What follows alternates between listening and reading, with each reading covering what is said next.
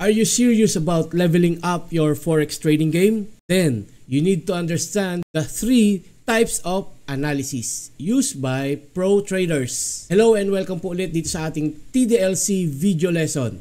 Ngayon naman ay pag-uusapan natin ang 3 klase ng analysis na ginagamit ng iba't ibang traders sa forex.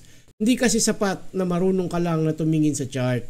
You also need to understand why the market moves, how it reacts, and what traders are feeling.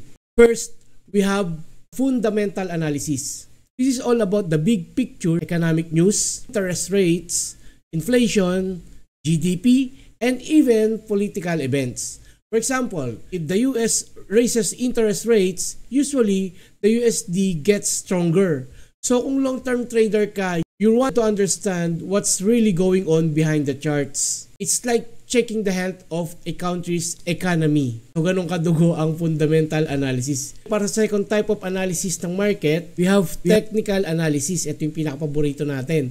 This is all about reading price charts, spotting patterns, and using indicators like parabolic SAR, trend line, yan, mga paborito natin, moving average, at marami pang iba. No? So, sobrang daming papipilian na indicator, but you don't need to put them all. Just choose kung sino ba yung mag-fit sa trading profile mo. Kumbaga, para tayong detective dito, analyzing what price has done in the past to predict what it might to do next. Technical analysis is perfect for scalpers, day traders, yung mga in and out within a minute or an hour, and anyone who wants to trade short-term price action. So, ayan yung technical analysis, no?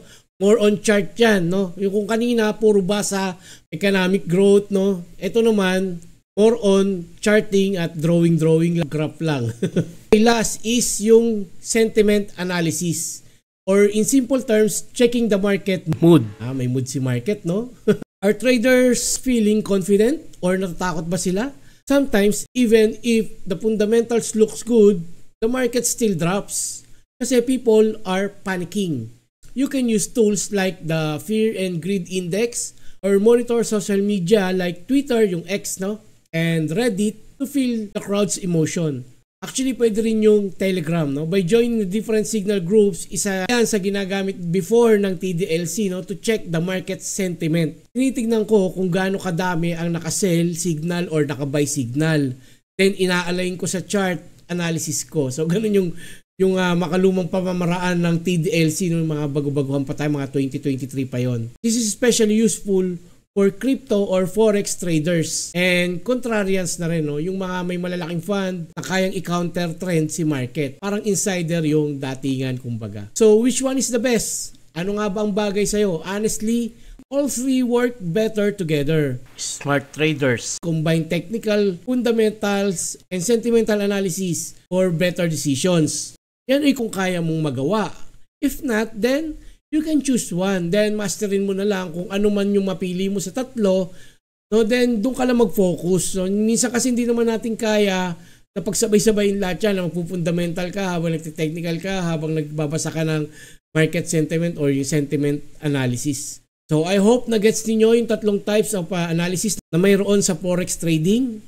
Pakihit mo na rin yung like button natin, ha, para malaman ko kung natapos mo na itong video na to. And kita-kits tayo sa susunod na video.